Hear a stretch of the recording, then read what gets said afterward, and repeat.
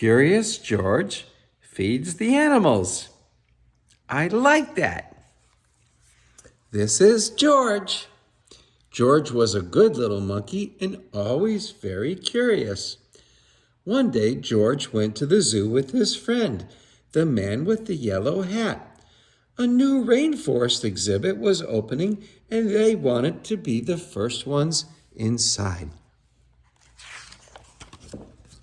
But when they got to the new exhibit, the doors were closed. "We'll have to come back later, George," the man said. "Why don't we visit the other animals while we wait?" First, they stopped to watch a zookeeper feed the seals. When he tossed little fish in the air, the seals jumped up to catch them. Then they barked for more. It looked like fun to feed the animals. "Would you like something to eat too, George?" asked the man with the yellow hat, and he brought a snack for them to share.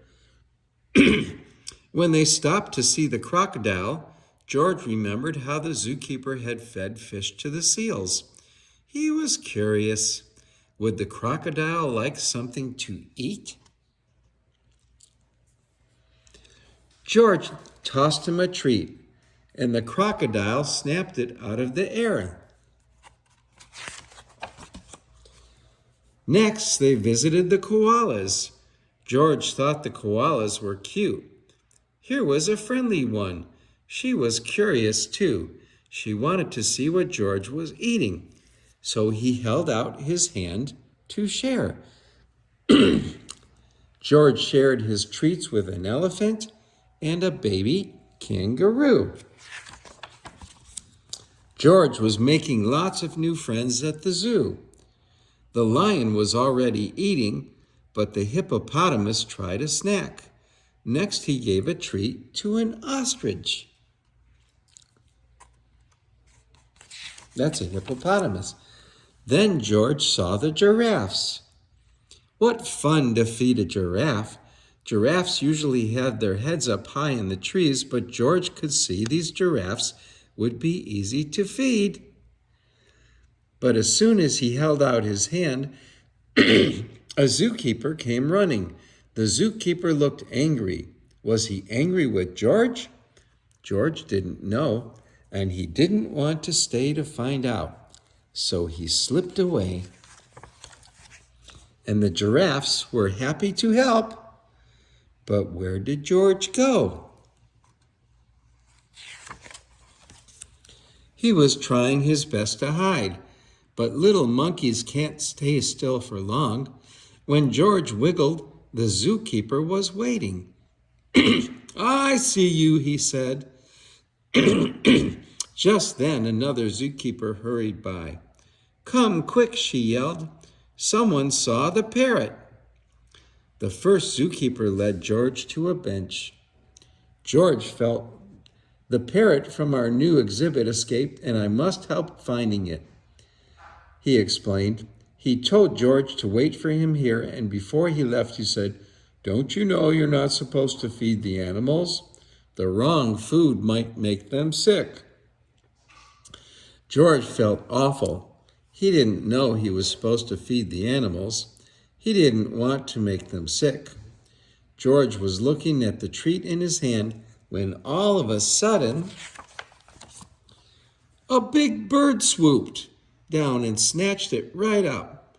Now George knew he wasn't supposed to feed the animals, but this one had helped itself.